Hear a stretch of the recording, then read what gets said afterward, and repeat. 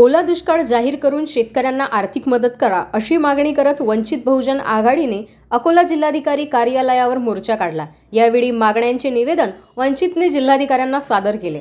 अकोला जिल्ह्यात गेल्या आठवड्यात सर्वदूर दमदार पाऊस झाला। बार्शी टाकळी, बाळापूर, अकोला तालुक्यात अतिवृष्टी झाली। पहिल्या वेळी 15 तर नंतर 6 मंडळात अतिवृष्टीची नोंद करण्यात आली होती। ऑगस्ट महिन्यातही अधूनमधून दमदार पाऊस पडत आहे। दरम्यान जिल्ह्यात ओला दुष्काळ जाहीर करण्यात यावा अशी मागणी वंचितने निवासी उपजिल्हाधिकारी विजय पाटील यांना सादर केलेल्या निवेदनात केली आहे। यावेळी जिल्हाध्यक्ष प्रमोद देडवे, महासचिव मिलिंद इंगळे, जिल्हा परिषद अध्यक्षा संगीता अढाऊ, उपाध्यक्ष सुनील फाटकर, गजानन गवई, प्रतिभा अवचार, सम्यकचे जिल्हाध्यक्ष धीरज इंगळे, किशोर जामनिक यांच्यासह अनेक कार्यकर्ते उपस्थित होते।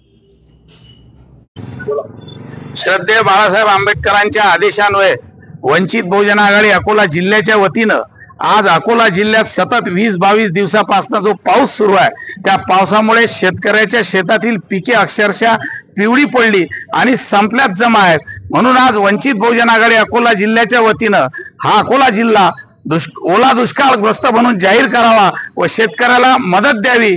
तसेच मागील वर्षीचा जो ई पीक पाहणीच्या कार्यक्रमात या जिल्ह्यातील 13,000 शेतकरी ज्यांनी ई पीक पाहणी केली नाही त्यांचा सुद्धा सर्वे पटवाऱ्यांच्या माध्यमातून करून त्यांनाही सरसकट मदत द्यावी यासाठी हे आज निवेदन देण्यात आलेलं आहे। आणि जर या निवेदनावर विचार करण्यात आला नाही तर वंचित बहुजन आघाडी शेतकऱ्यांसाठी रस्त्यावर उतरल्याशिवाय राहणार नाही।